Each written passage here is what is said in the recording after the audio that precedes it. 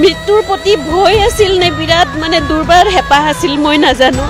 কিন্তু বাৰে বাৰে কৈছিল তই চাবি মই বুঢ়া নহওঁ তই চাবি মই একদম বুঢ়া নহওঁ আৰু মই মৰিলেতো তই পেঞ্চন গাবিয়ে দেই একদম গাবিয়ে মই এইদিনাখন কৈছিলোঁ মই কিন্তু প্ৰতিজ্ঞা কৰিম জীৱনত যদি আপুনি আৰু এবাৰ কয় যে তুমি আৰু মোৰ কাৰণে পেঞ্চন গাবি বুলি ক'লে কিন্তু মই আৰু প্ৰতিজ্ঞা কৰিম যে মই কোনোদিন আৰু গান নাগাওঁ বুলি এই ৰাভাটো মানুহ মাৰি পেলাব দেই মানুহ মাজতে মোক গালি পাৰি থাকে বিৰাট মনত পৰিছে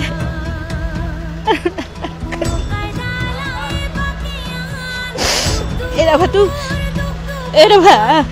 জানো গান ঐ ৰাভা মই মৰিলেতো পেঞ্চন গাবি কিন্তু আশা নাই আৰু জুবিন দা হিৰে হিৰে তেজে তেজে বৈ থাকিব আমাৰ অসমীয়া জাতিটোৰ স্পন্দন হৈ পেলাই কথাটো হ'ল কি হেৰুৱাব নালাগিছিল আমি কিন্তু আমি কোনোবাখিনিত তেওঁক অকণমান কেয়াৰ লওঁতে অকণমান দিগদাৰী হ'ল নেকি মোৰ এনেকুৱা ফিল এটা হৈছে আৰু মোকনো কোনে চিনি পায় মই সাধাৰণ গাঁৱৰ ছোৱালী এজনী মই গান গোৱা হঠাৎ এদিন দাদাই দেখি মোক টানি ধৰি আনি মঞ্চত উঠাই দিলে যে তই গাবই লাগিব মোৰ লগত আৰু সেয়াই আৰম্ভণি কথা মনত পৰিছে বিশেষকৈ জুবিন দাৰ যিহেতু শেষ সময়ত আপুনি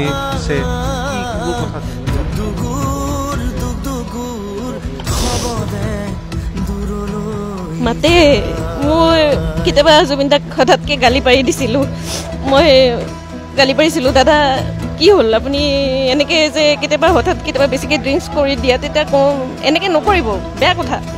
হাজাৰ মানুহ আপোনাক ৰৈ আছে আপুনি কিয় খাই আছে এনেকৈ ধৰণে কেতিয়াবা মই দম দি দিছিলোঁ মানুহৰ আগতে তেতিয়া কৈছিল এই ৰাভাটো মানুহ মাৰি পেলাব দেই মানুহ মাজতে মোক গালি পাৰি থাকে বিৰাট মনত পৰিছে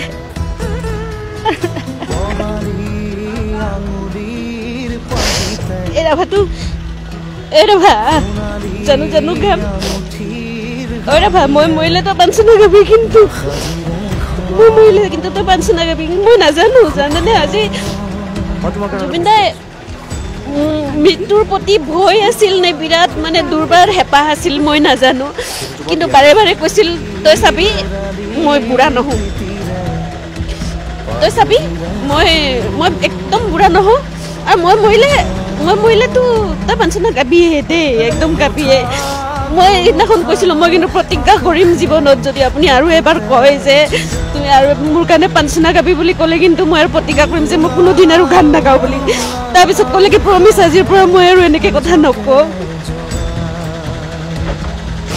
আৰু কোৱা নাছিলে যে মই মৰিলে আৰু পেঞ্চন গাবি বুলি সেই তাৰপিছত আৰু কেতিয়াও নক'লে দাদাই কিন্তু আজি সেই কথাটোৱে মোৰ বাৰে বাৰে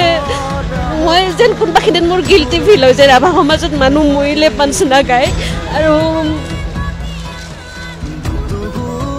সেইজন গানটোৱে যেন কাল হ'ল নেকি মোৰ এনেকুৱা ভাৱ হয় কেতিয়াবা বৰ বেয়া লাগে আৰু নাই মোৰ কি ক'ম